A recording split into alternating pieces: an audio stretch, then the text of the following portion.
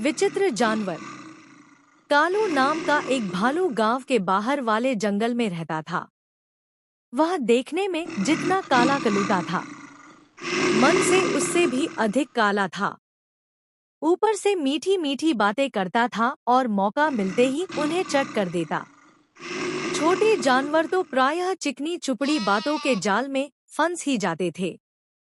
उसी जंगल में मोटू और छोटू नाम के दो खरगोश भी रहते थे। देखने में वे जितने छोटे थे, अक्ल में उतने ही अधिक बुद्धिमान। उन दोनों में दोस्ती भी खूब थी। दिन भर दोनों मिलकर उछल कूद मचाते और खेलते रहते। बातों ही बातों में कालू भालू का जिक्र आ गया। सच मोटू, इस कालू के बच्चे ने तो छोटे जानवरों का जीना हराम कर दिया है। वह रोज ही किसी न किसी को अपने जाल में फंसा ही लेता है।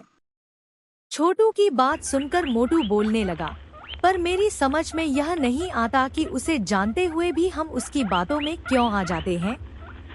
तुम्हारी बात तो ठीक है मोटू, पर अपने साथियों के बचाव के लिए हमें कुछ न कुछ तो करना ही चाहिए।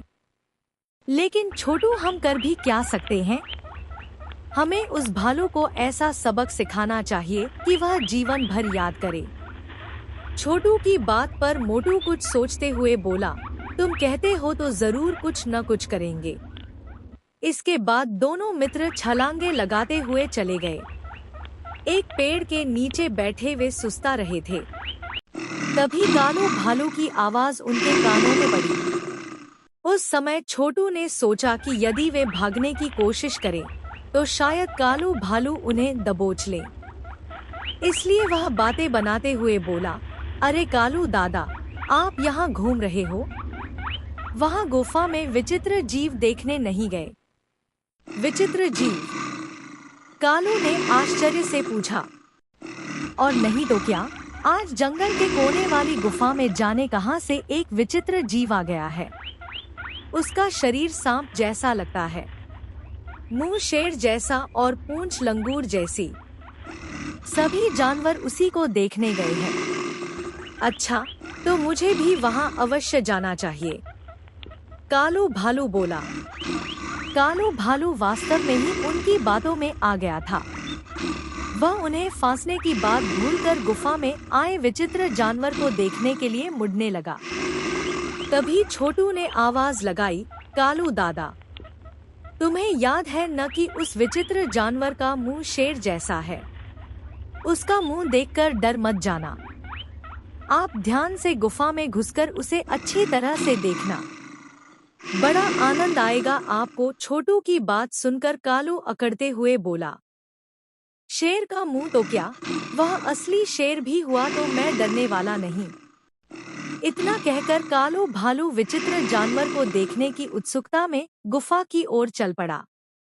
उसी समय मोटू और छोटू खरगोश भी दौड़ते हुए दूसरे रास्ते से गुफा के पास पहुंचकर छिप गए। थोड़ी देर बाद कालू भालू गुफा के पास आया और इधर उधर झांककर गुफा के अंदर जाने लगा। सामने ही शेर का मुंह देखकर वह मन ही मन सोचने लगा कि वास्तव में ही वह विचित्र जानवर होगा।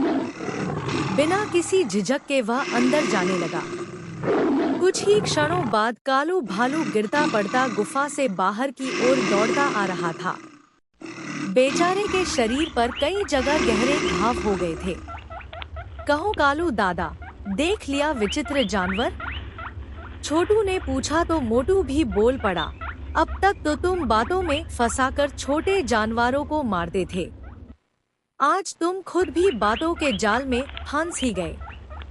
कालू भालू की दोनों टांगे इतनी बुरी तरह घायल हो गई थी कि अब वह ठीक से चलने लायक भी नहीं रहा था। असल में जंगल के कोने वाली गुफा में कुछ समय पहले ही एक शेर रहने लगा था। कालू भालू को इसकी जानकारी नहीं थी। उसी का लाभ उठाकर मोटू और छोटू खरगोश ने उसे यह सबक सिखाने की सोची थी। हम ऐसे और ढेर सारे मजेदार कहानियाँ हमारे चैनल पर अपलोड किए हैं। आप जाके सारे कहानियों का मजा ले सकते हैं।